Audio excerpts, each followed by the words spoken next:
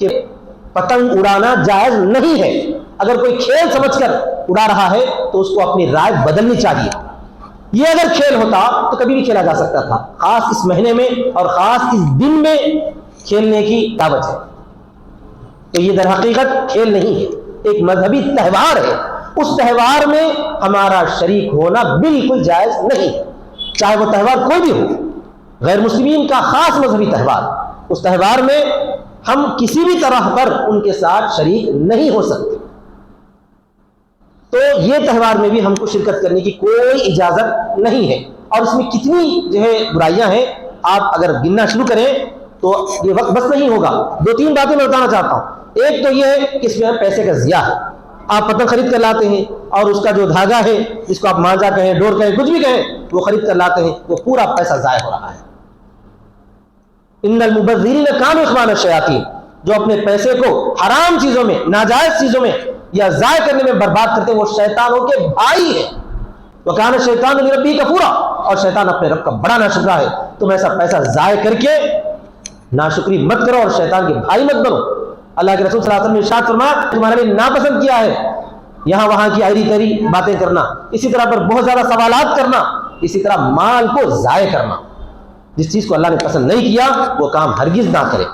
آپ کھانے پینے میں پیسہ لگائیے، پہننے میں پیسہ لگائیے، اچھا گھر رہنے میں پیسہ لگائیے، اس طرح پر پیسے کو برباد نہیں کر سکتے. اور دوسری چیز، دوسرے کا نقصان کرنا بھی، یعنی یہ کہ ہر پتنگ اڑانے والا دوسرے کی پتنگ کاٹنے کی فکر کرتا ہے، اور کسی دوسرے کی کسی چیز کو نقصان پہنچانے کی بھی ایک مسلمان کے لیے اللہ نے اجازت نہیں دی ہے. نہ کسی کی جان کو نقصان کر سکتے ہیں آپ، نہ کسی کے مال کو نقصان پہنچا سکتے ہیں. اسی طرح پر اس کے اندر دوسرے کا مذاق اڑانا بھی ہے.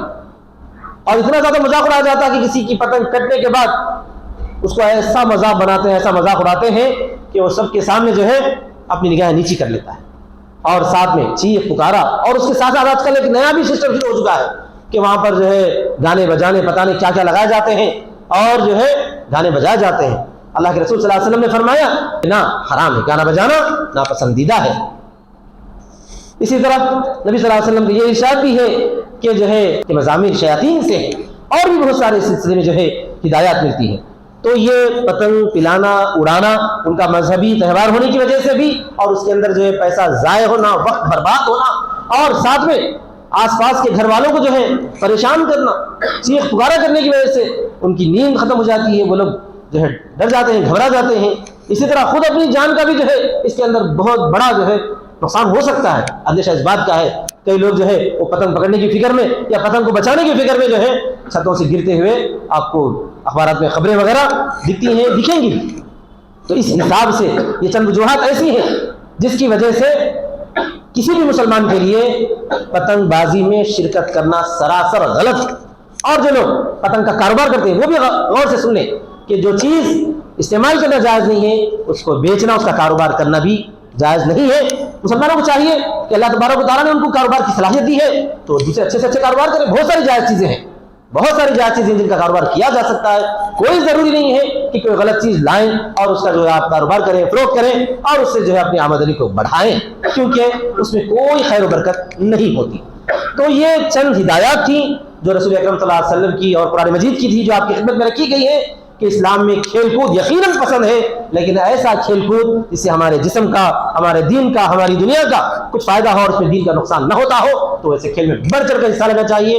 اور جن کھیلوں کے اندر اگر کسی مذہب کی تہوار کی جو نشانی پائی جاتی ہو تو ویسے کھیل میں شرکت کرنا، اور خاص طور پر اس کے اندر اگر مال کا ضیاع بھی ہو، دوسرے کا نقصان پہنچانا بھی ہو، دوسروں کو تکلیف بھی دینا ہو، خود اپنی جان کو تکلیف پہنچانا ہو، تو ویسا کھیل شریعت میں بالکل پسند نہیں ہے. دعا ہے کہ اللہ تبارک و تعالیٰ ان باتوں پر عمل کرنے کی ہم سب کو، ہمارے نوجوانوں کو، ہمارے بچوں کو توفیق عطا فرمائے.